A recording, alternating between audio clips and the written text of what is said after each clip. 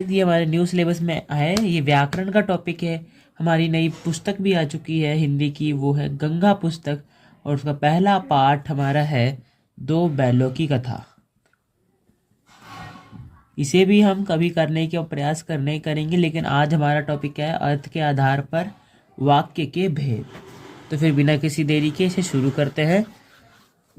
अर्थ के इसके अंदर जो मेन चीज है, अर्थ के आधार पर वाक्य के भेद में, आपने बचपन में छोटी कक्षाओं में पढ़ा होगा वर्णों के बारे में। वर्णमाला में आपने सबसे पहले वर्ण पढ़े होंगे, जैसे कि मात्रा होती है आ, ई, ये बड़ी ई की मात्रा और छोटी ई की मात्रा, ऐसे मात्राएं पढ़ी होंगी।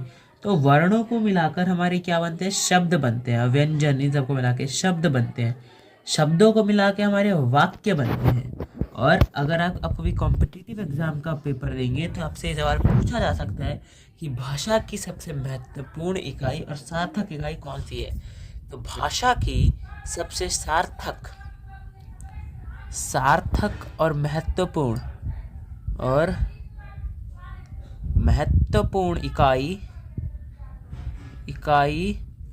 वाक्य है। ठीक है, इसमें वाक्य की डेफिनेशन पे हमें जानना होगा, क्योंकि जो हमारा टॉपिक का नाम था उसमें सबसे मेन वाक्य ही था।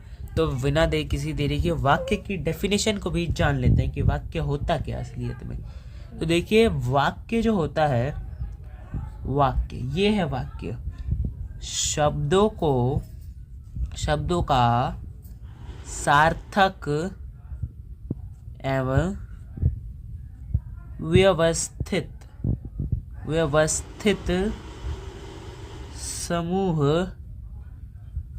वाक्य कहलाते हैं।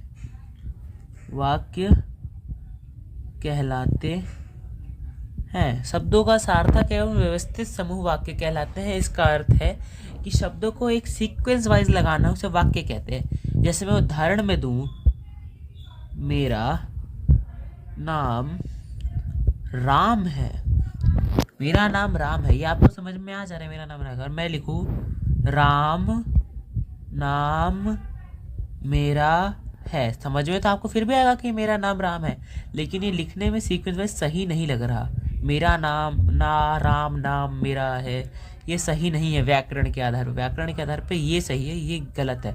तो सही क्रमबद्ध तरीके से लगाना वाक्य को, सीक्वेंस वाइज, उसी को शब्दों को उसे वाक्य कहते हैं।